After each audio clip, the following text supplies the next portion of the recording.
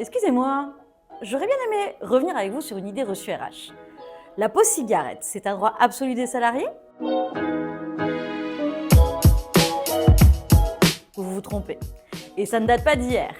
Depuis le 1er février 2007, il est interdit de fumer sur les lieux de travail. Et depuis 2017, c'est aussi interdit de vapoter. Alors la fameuse pause cigarette, c'est quoi? Eh bien, c'est une simple tolérance. Aucun texte de loi ne consacre un droit à cette pause. L'employeur peut donc décider de la restreindre, voire de la refuser. Surtout, il doit être équitable.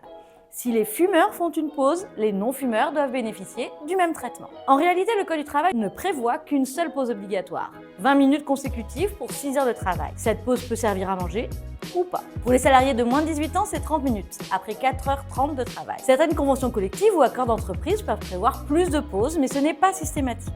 Et si vous travaillez sur un écran, bonne nouvelle!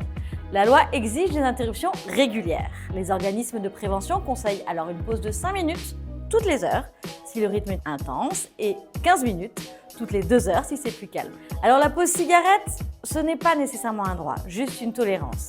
Et une tolérance, ça doit se discuter.